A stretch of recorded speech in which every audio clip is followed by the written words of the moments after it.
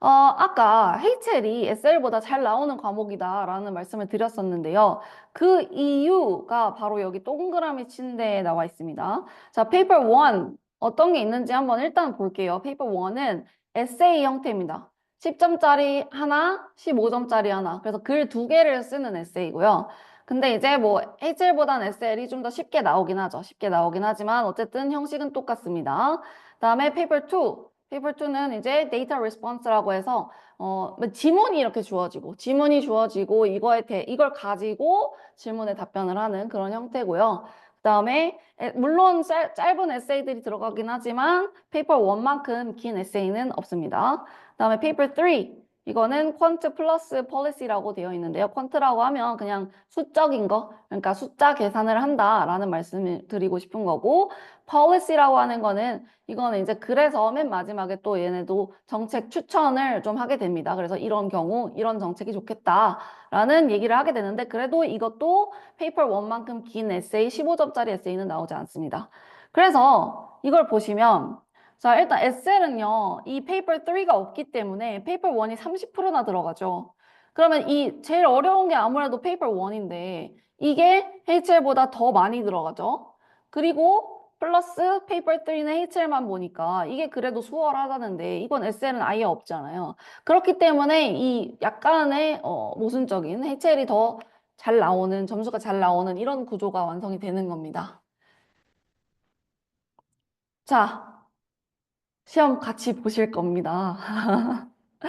이거 제가 재밌을 것 같아서, 근데 이거 약간 깨졌네요. 약간 깨졌는데, 자, 페이퍼 1, 그래서 이 제일 어려운 시험 있잖아요. 어려운 시험 중에서, 그래도 저희가 H를 풀기에는 조금 무리가 있을 것 같아서 SL 문제로 하나 가져왔습니다. 근데 이제 보통 페이퍼를 딱 펴면 이렇게 세 문제가 있고요. 이 중에서 한 세트를 골라서 푸는 겁니다. 근데 그 중에서도 제가 제일 쉬운 걸로 가져왔습니다. 그래도 어떤 식으로 의견 개진을 하는지 조금 알아보시면 좋지 않을까 싶어가지고요. 그래서 일단은 첫 번째 거부터 한번 보도록 하겠습니다.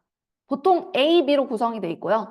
A가 10점짜리 문제, 그리고 B가 15점짜리 문제로 좀 더 긴 에세이입니다. 그리고 여기 이제 command term이라고 하는데 명령어를 봐야 돼요. 명령어는 지금 얘는 explain이죠. explain이라는 거는 evaluation, 평가까지는 안 들어가도 된다 이겁니다. 그냥 설명을 해줘라. 지금 무슨 일이 일어나고 있는지 설명을 해줘라 이겁니다. 자, 그랬을 때 explain how one determinant of demand might lead to a decrease in the price of wheat and how one determinant of supply might lead to an increase in the price of wheat.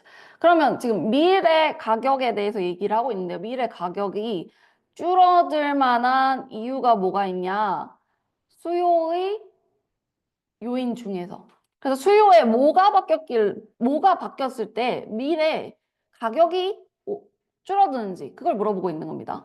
그 다음에 여기도 마찬가지 이번에는 공급의 요인 중에서 뭐가 바뀌었을 때 미래 가격이 늘어나는지를 물어보고 있는 겁니다. 일단 문제는 이해가 가셨죠?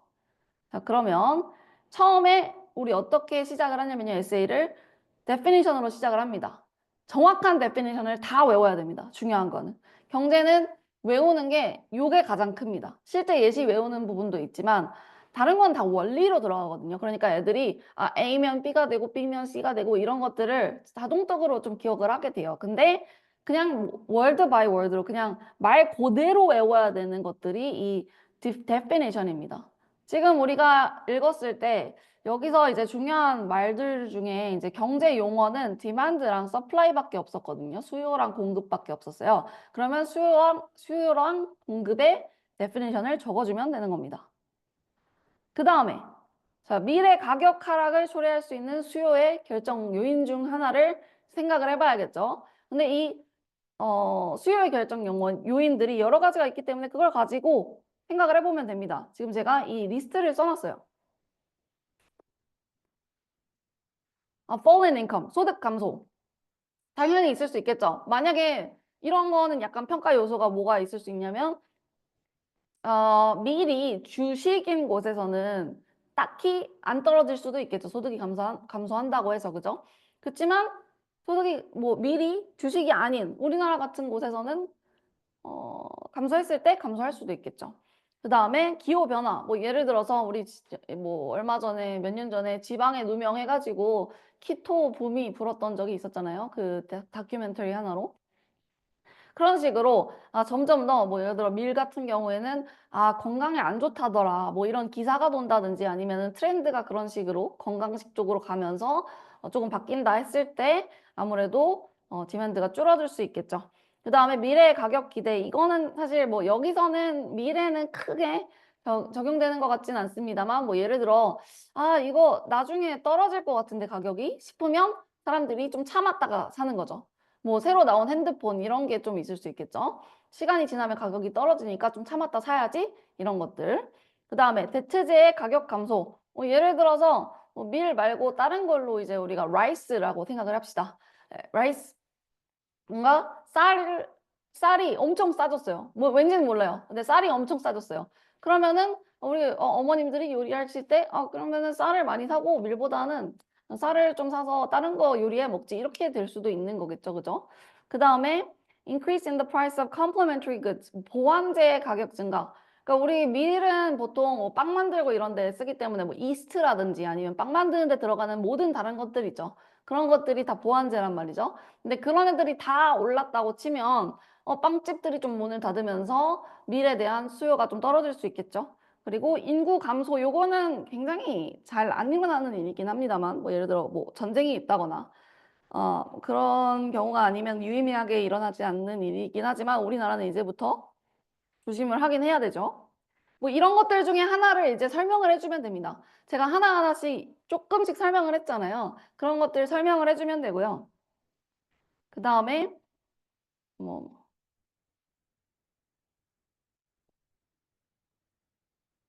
네. 그 다음에 one determinant of supply that might lead to an increase in the price of wheat.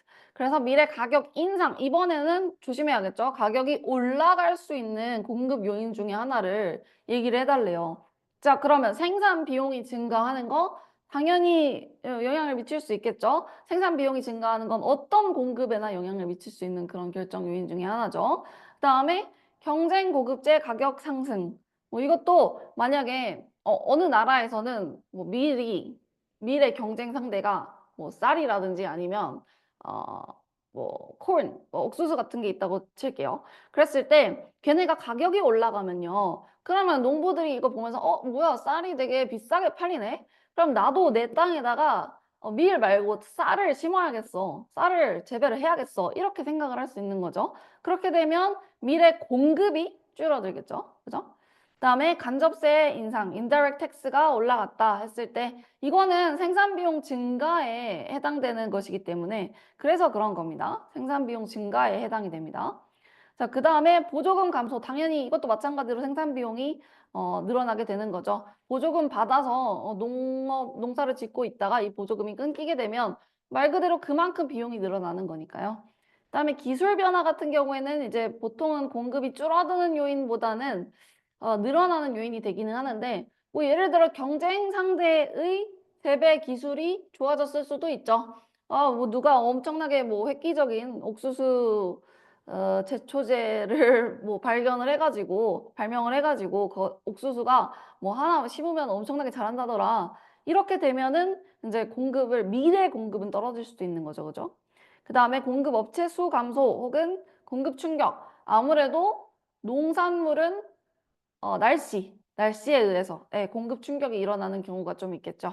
네, 이런 식으로 요거 중에 하나만 골라서 쓰면 됩니다. 그 다음에 당연히 그래프 들어가야 됩니다. 이거 저희 수요 공급 그래프고요. 여기서 보면은 그냥 디맨드가 뭐 수요가 떨어져가지고 이렇게 밑으로 내려가서 그래서 이제 프라이스가 이제 떨어지게 된다. 이런 얘기 해주는 거. 그 다음에 여기 뒤에 것도 마찬가지입니다. 이거는 서플라이가 늘어나게 되면서 아, 서플라이가 줄어들게 되면서 공급이 감소하게 되면서 프라이스가 늘어나는 이유가 무엇이냐. 이렇게 그래프를 그려가지고 설명을 해주면 되는 겁니다. 여기까지 하면 파트 A는 끝난 거예요. explain question은 이 정도까지입니다. 깊이가. 네. 어떠세요? 풀만 하신가요? 일단 B 한 번 더 보겠습니다. So using real world example. 제가 실제 예시 너무 중요하다고 말씀을 계속 드렸어요. 네. 이거 항상 써야 되거든요.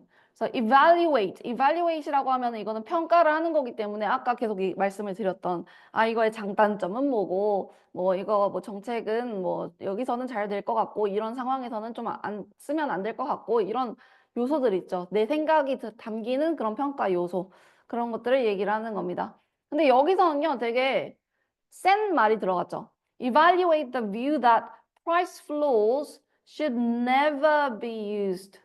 이 price floor라고 하면은 가격 하한제를 얘기를 하는 거거든요. 가격 하한제를 절대 쓰면 안 된다라는 그런 의견에 대해서 너의 생각은 어때? 라고 물어보는 문제입니다. 네. 그러면은 일단 아까 배웠다시피 이 문제 안에서 경제 용어가 있으면 그거 define 해야죠. price floor define을 하겠죠. 그 다음에 다이어그램이랑 설명하는 거. 그러니까 여기까지는 A랑 똑같은 구조인 겁니다. 다이어그램 들어가고 explain 들어가고. 네. 그래서 가격 하한제가 뭐 보통 여기 이 시장 가격보다 더 위에 이렇게 매겨지는데 그것은 왜 그렇고 이렇게 되면은 우리 뭐 수요는 여기서 끝나게 되는 네, 수요는 여기가 되고 공급은 여기 요렇게 되면서 이만큼이 이제 잉여가 생긴다. 뭐 이런 것들입니다. 네, 뭐 모르셔도 됩니다. 네. 그래서 이런 것들을 얘기를 한다라는 얘기였고요. 그 다음에 여기가 중요한 겁니다. 네, evaluation. 여기서 이제 어떤 것들 얘기를 할까요? price floor를 이 사람이 이제 이 문제에서 말한 뷰는 뭐였냐면 price floor는 절대 쓰면 안 돼라는 것이었죠. 그러면 우리는 price floor는 좋은 점이 뭐며 단점이 뭔지를 얘기를 해주면 좋겠죠. 그래서 never는 좀 심하다 이런 얘기를 이제 해줘야 되지 않겠습니까? 그래서 뭐 예를 들어서 price floor의 benefit 좋은 점이 뭐가 있다. 뭐 예를 들어 뭐 농부들한테 그러니까 뭐 농산물 같은 경우에는 하한제를 하게 되면 농부들한테 이제 뭐 수입에 서포트가 좀 될 수가 있다. 그다음에 뭐 예를 들어서 최저임금이다 하면은 뭐 저소득층에 좀 도움이 될 수 있다. 그 임금이 올라가기 때문에 사람들의 생활 수준이 또 올라갈 수 있다. 그리고 임금이 올라가면 아무래도 사람들이 일할 때 더 모티베이션이 생기고 그다음 생산성도 오르고 그래서 돈을 더 받으면 또 소비를 더 많이 한다 등등 여러 가지가 있겠죠. 근데 여기에도 당연히 아시다시피 평가 요소들이 많이 있습니다. 그렇지 않다라는 얘기들을 이제 또 좀 해줘야겠죠. 하지만 이런 부작용들이 있다 하고 그 다음에 never 라는 말은 과하다라는 얘기들이 또 들어가면 되는 겁니다. 그래서 이런 식으로 평가가 보통은 장단점, 된다, 안 된다 이런 식으로 약간 밸런스가 맞게 얘기를 해주되 마지막에 내 의견이 들어가면 되는 거겠죠. 그래서 내 의견은 never는 아니고 이럴 때는 되게 좋다. never는 아니고 예를 들어서 우리나라에서는 미니멈 웨이지가 지금 만 얼만데 언제부터 몇 년도부터 네, 말을 되게 조심하게 되네요. 네, 그런 것들, 네, 그런 것들을 이제 적어주면 된다라는 얘기고요. 그래서 이제 페이퍼 1 에셀은 지금 방금 전에 본 문제가 그래도 그 중에 제일 쉬운 문제였거든요. 그래서 어머님들이 느끼시기에 아니 이것들이 2년 동안 이거 배우고 나서 시험을 본단 말이야 라고 생각하실 수도 있지만 HL은 또 좀 어렵습니다. 그래서 그 기업 원리 얘기도 있었고요. perfect competition, 뭐 자유 경쟁일 때, 네. 이걸 제가 한국말로 모르겠네요. 네. 예, 여기 번역을 해놨습니다. 그래서 완전 경쟁 시장에서 비정상 이윤이 단기에서만 발생하는 이유를 설명해라. 왜냐면 완전 경쟁이면 경쟁하는 업체 수가 거의 무한대라고 가정을 하는 거니까요. 그러니까 비정상 이윤이 있으면 거기에 막 달려들어가지고 이윤을 점점 줄이게 되겠죠. 뭐 이런 것들. 그다음에 뭐 케인즈 승수를 활용하여 정부 지출 증가가 단기적인 경제 성장을 초래할 수 있는 메커니즘을 설명하시오. 이거는 뭐 그냥 돈을 많이 돈을 많이 쓰면 되는 거죠. 돈을 많이 쓰면 총수요가 올라가면서 물가가 올라갈 수 있고 경제 성장할 수 있고 등등 뭐 이런 것들 다 실제 사례를 활용하여가 지금 다 들어가 있죠. 그래서 보통 이제 미시, 거시, 그다음에 국제경제 이 중에서 이제 하나 이런 식으로 나오는 편이고 다 쓰는 거 아니고 한 세트만 골라서 쓰는 겁니다. 그래서 이 페이퍼가 사실 아이들이 가장 어려워하는 페이퍼고요. 고득점을 받기를 굉장히 어려워하는 그런 페이퍼입니다.